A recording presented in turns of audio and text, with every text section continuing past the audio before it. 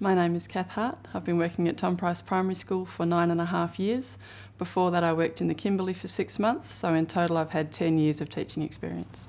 Tom Price is about 1,600 k's north and slightly east of Perth. It's 6 hours from the coast. Wish it was a bit closer. We have about 330-ish students at any one time. About 20% of those students are Aboriginal, and that figure also fluctuates, comes and goes, depending on who's living in town at any one time.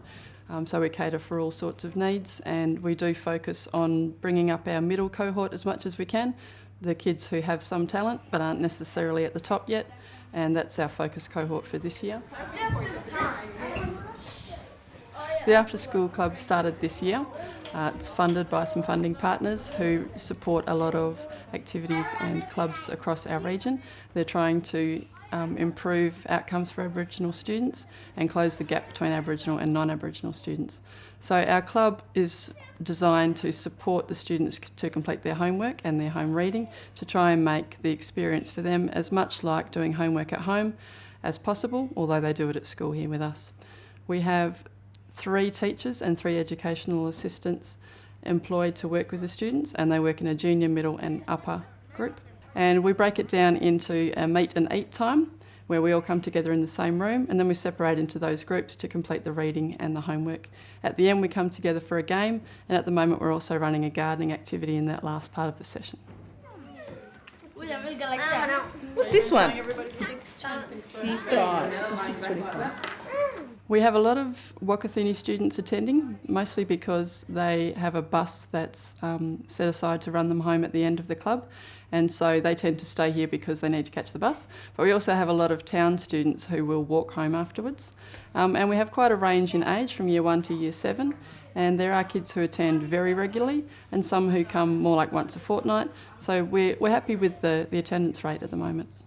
What we've noticed from running the After School Club at the moment is that with the ratio of 1 adult to about 4 students, the students are getting a lot of individual attention with their home reading, and so each week you can develop their reading skills even further. And the care that they get extends to their regular school day, so the teachers that care for them after school also keep in contact with them during the day, and so their welfare is always in the front of our minds as well.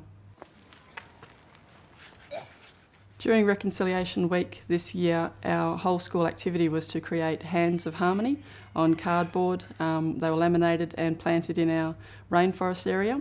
And around the same time, I won a grant to establish the garden as a reconciliation garden, which involves a bit more planting and improving the area. It's already a very nice garden, but we wanted to put some art in there and incorporate the reconciliation theme. The students at the After School Club have come up with some messages that they'd like to write throughout the garden, so we'll be doing that on wooden signs and by painting rocks.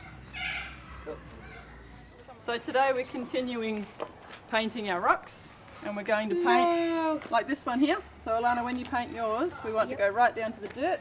Yep. And then after we've painted the whole rock, we're going to paint it with oil to seal it in. And next time we come down, we'll write the messages that we brainstormed. So our messages are about how to behave in the rainforest, to keep on the path and stay out of the garden beds, and they're also about reconciliation. So we've got some beautiful messages about harmony and about treating each other well.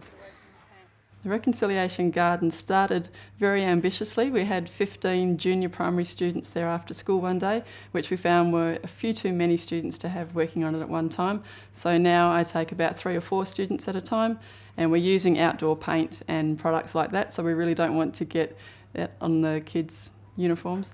But it's something that we do in parts. So as each resource arrives, we go out and do a small part of the garden. I think it's having a very positive impact so far on the school community. We've had the After School Club kids working in the garden to begin with, but then we had another teacher ask if she could improve the garden already by taking some of the hands that were damaged and falling out, and they have decided to join them together a bit like a vine and have them hanging from the trees instead, so that they're not so close to the ground. So now we have a group of Year 6 students from all different cultural backgrounds who are also involved in improving the grounds in the garden.